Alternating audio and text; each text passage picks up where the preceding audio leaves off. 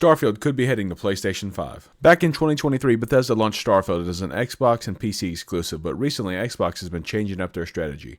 After losing the console holy wars to PlayStation, they recently announced that Halo was making the switch over to PlayStation with some other titles. It's being speculated that sometime in March they're going to announce Starfield's port over to PlayStation, including its brand new 2.0 update. This update is supposed to fix a lot of problems people had with the base game. My experience with the game wasn't great. The game often felt boring. Empty planets, much like real space, but a little bit too much like real space. But obviously I'm playing a video game. I want something that's going to keep me entertained a little bit. Going to objectives on planets, you are walking for 5+ minutes with nothing good in between. They've added a vehicle now, which helps with it some, but not enough to still keep it that entertaining. Another issue is the loading screens. Bethesda's creation engine is showing its age here. Most newer games have very few to no loading screens at all, and they're hidden behind different animations. I think Bethesda needs to start looking at different options for their next game, or completely rebuild the creation engine from the ground up. I just feel like if I'm playing a space game, the number one thing I want to be able to do in a space game is to fly directly into the planet, like on No Man's Sky. I don't think Starfield was a bad game, it just wasn't interesting enough to keep people entertained and keep them around, wanting more. The update is supposed to come out alongside a new DLC that will add ship, weapon systems, and new ways to control a space fleet for epic space battles. Hopefully this DLC will land better than Starfield's first Shattered Space DLC, which got mixed feedback.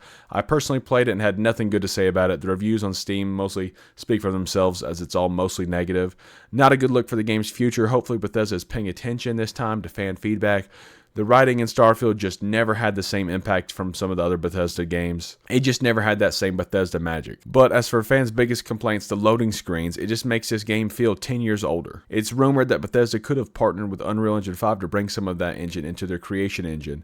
These engine upgrades are said to make it easier to switch between different areas of the game, and reduce loading screens hidden behind animations to make it flow more smoothly. I just hope Bethesda is able to actually tell a compelling story with their new DLC. This is Bethesda's last chance for Starfield. The game has been dying for a while now. On SteamDB right now, at the time of writing this, the player count for Starfield is sitting at a little over 3,000. Compare that to Skyrim Special Edition at 24,000 and Fallout 4 at 25,000. People just don't come back to Starfield.